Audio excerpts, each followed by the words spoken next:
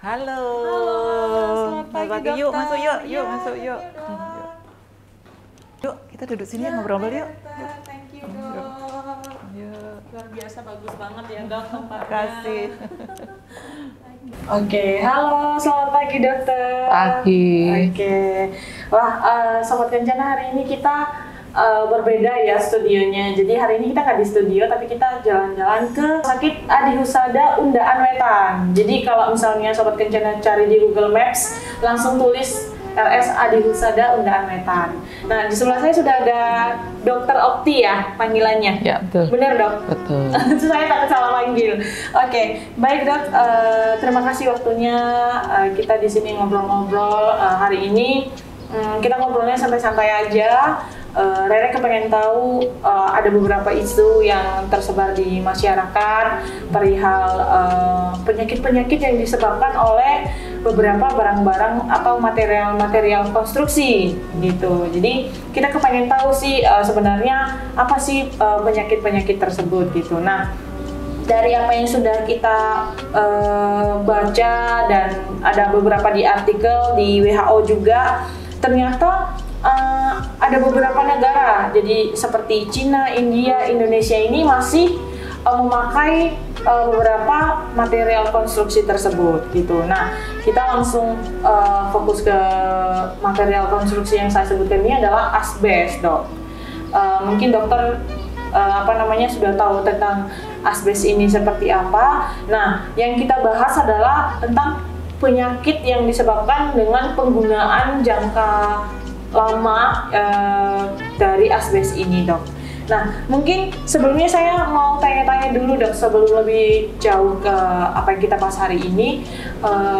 Dokter Opti sendiri di Rumah Sakit Adi Husada ini di bagian apa, dok? Oh, saya konsultan penyakit paru dan respirasi di Rumah Sakit Adi Husada. Jadi melayani semua penyakit paru, mulai infeksi, alergi, kanker dan sebagainya. Oke, wah.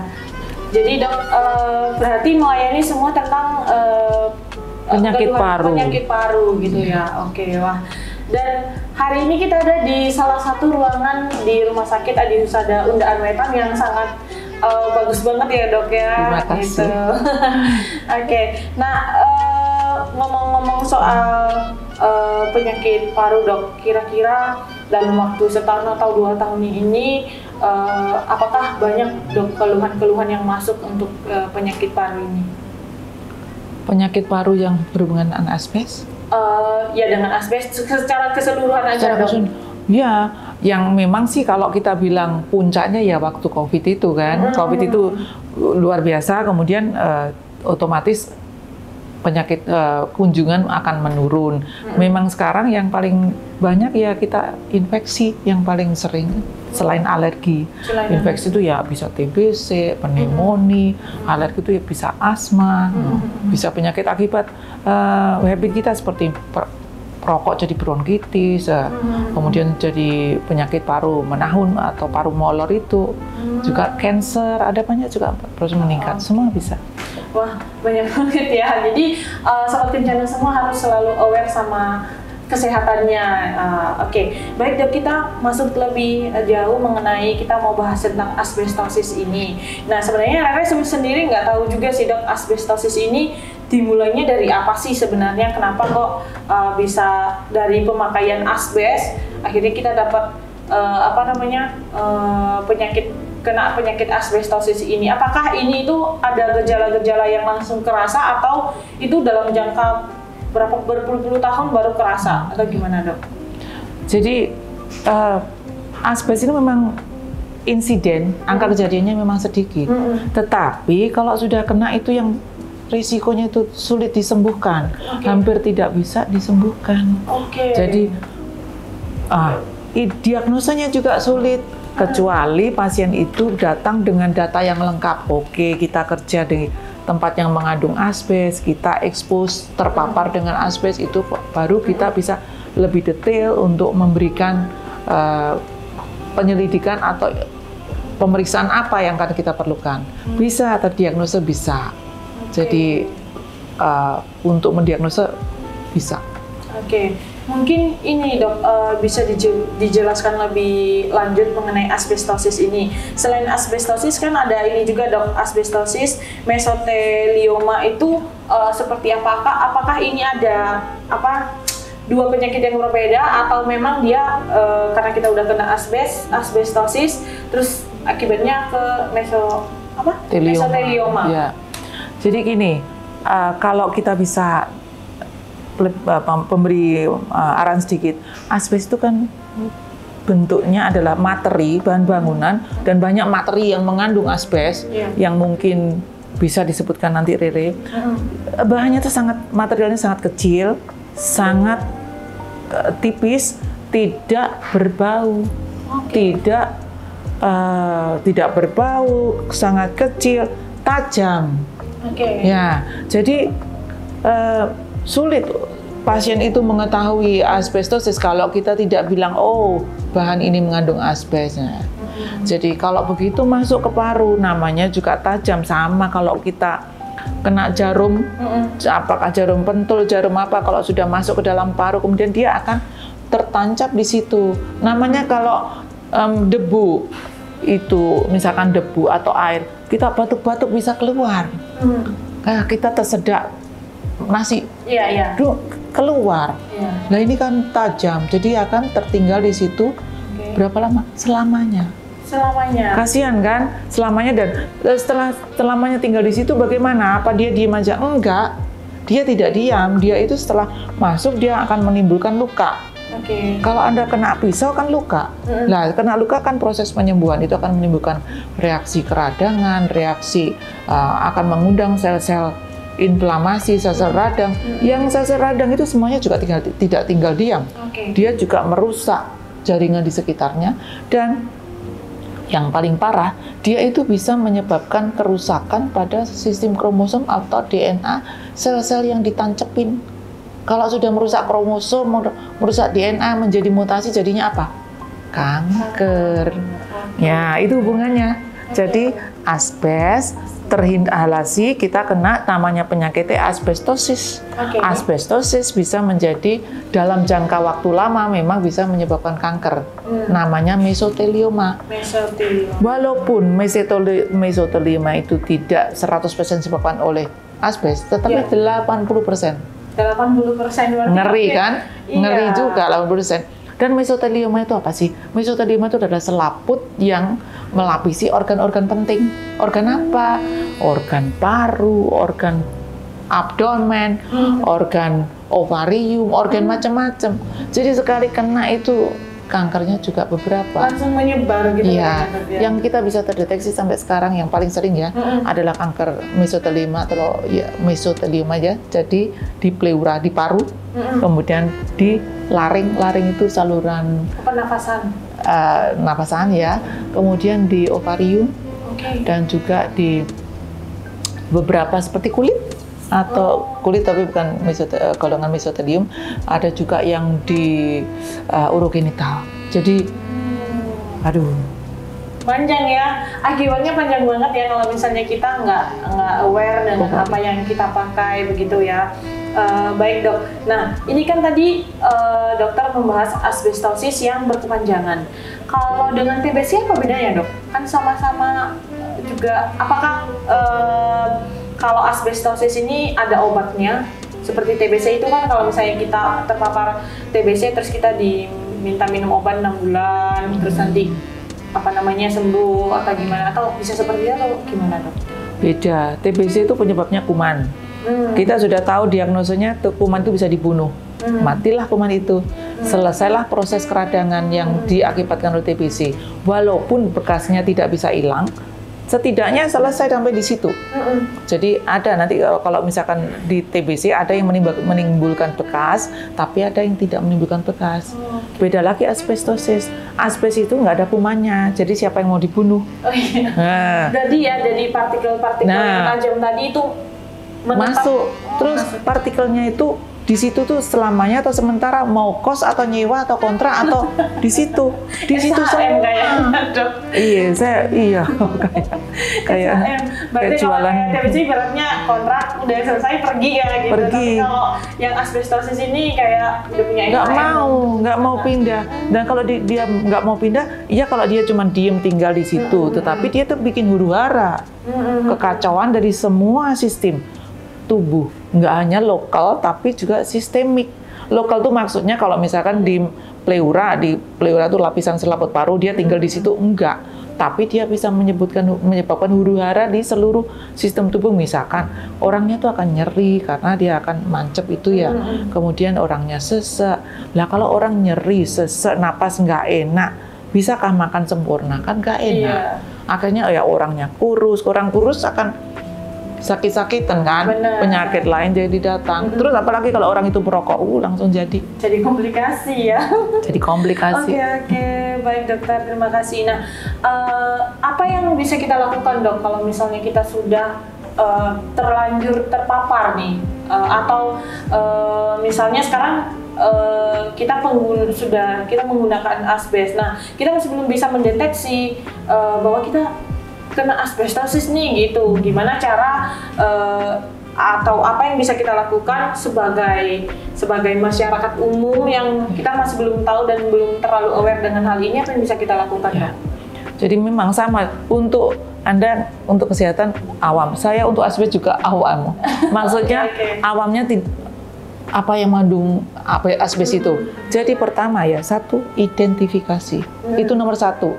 Jadi orang awam harus dikasih edukasi, identifikasi barang atau bahan yang mengandung asbes itu yang mana. Nah, kalau sudah tahu, dihindari. Nah, supaya tidak terpapar kan, dihindari. Kalau memang, saya bekerja di pabrik itu ternyata punya asbes. Berapa tahun? 5 tahun, 10 tahun. Nah, itu sudah pasti calon asbestosis. Ya, yang problemnya kan dari kena sampai terjadinya penyakit itu kan puluhan tahun toh. Ya, jadi dia memang harus kontrol ke dokter untuk mengetahui penyakitnya. Apa yang bisa dilakukan? Secepatnya menghindar. Kalau bisa pindah kerja, kalau dia bekerja di situ. Tetapi kalau misalkan barang-barang yang mengandung asbes itu ada di rumah, tolong kalau bisa ya dikeluarkan, dibuang. Tapi kalau memang, loh dok, atapnya asbes, saya nggak bisa beli rumah baru.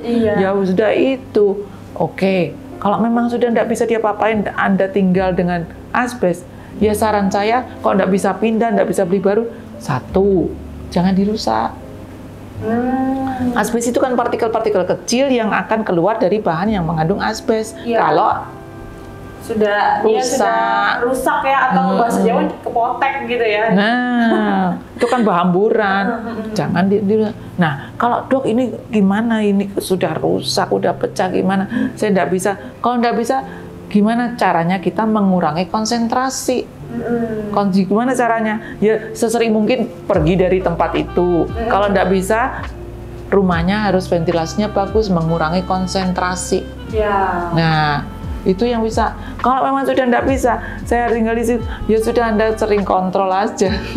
Gimana lagi? Kontrolnya di rumah sakit tadi, Anda udah kelihatan. Jadi kita sama dokter. Harus diagnosa. Karena diagnosa secepat mungkin supaya tidak melari kemana-mana. Benar. Kok sudah jadi kanker, aduh deh. Iya, itu lebih parah lagi. Lebih parah lagi. Ya, jadi asbestosis itu sudah tidak bisa diobati loh. Saya belum menegaskan tadi ya. Asbestosis tidak bisa diobati. Asbestosis tidak bisa diobati. Satu lagi yang belum saya sampaikan, asbestosis itu tidak bisa diobati. Jadi sekali Anda kena, proses akan berlanjut. Apakah nanti kalau tidak bisa diobati tidak perlu ke dokter? Tidak, Anda harus ke dokter. Karena yang kita obati adalah gejala klinis yang bisa kita lakukan untuk mengurangi keluhan. Misalkan sesek, kita bisa bantu dengan oksigen. Nyeri dada, kita bisa obati anti nyeri.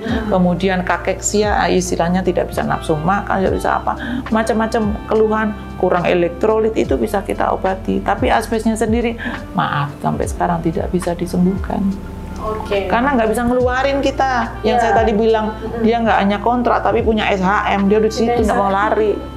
Itu. Oke, wah, sangat bahaya banget ya penyakit asbestosis ini, dari yang tidak kita tahu dan tidak sadar bahwa kita akan terpapar dari manapun. Kita nggak bisa mengelak. Kita kan dapatnya dari bisa dari rumah, bisa dari tempat kerja, atau bisa dari manapun. Jadi untuk sobat Kencana semua, mungkin mulai dari sekarang bisa diidentifikasi mungkin barang-barang yang ada di rumah, ada yang mengandung asbes atau enggak. Ini itu sebagai pengetahuan buat kita semua, supaya kita lebih aware dengan kesehatan kita, dengan keluarga kita juga gitu. Kalau misalnya di rumah itu ada 7 orang, yang ya pasti akan terpapar 7 orang, begitu ya kan dok? Betul. Ya? Oh iya. Nah makanya ada lagi, bisa sebentar ya. Boleh. Ya. Jadi Dok. tadi kan kalau sudah tidak bisa lari dari mana-mana, tadi saya bilang mengurangi konsentrasi. Selain mengurangi konsentrasi itu juga kita memakai alat pelindung diri. Kalau memang yang terpapar itu bekerja di pabrik, kan pabrik harus mengikuti safety regulation. Kalau disuruh pakai masker ya pakailah, suruh pakai. Dan karena kalau secara teori itu harus pakai masker, Google, hazmat, sarung tangan dan sebagainya. Pakailah itu, tinggalkan sebelum Anda pulang rumah. Tinggalkan dan mandi.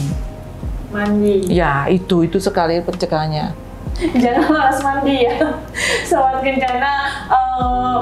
Mungkin sekarang lagi cuacanya lagi hujan-hujan, tapi jangan malas mandi. Tetap harus mandi. Kita pulang dari itu basic ya dok ya. Kalau untuk mandi ini kebersihan diri itu juga. Jadi kita habis pulang dari tempat kerja, kita harus langsung membersihkan diri, baru bisa bertemu dengan misalnya keluarga, dengan anak, dengan istri, dengan seluruh keluarga, supaya menghindari hal-hal yang seperti ini.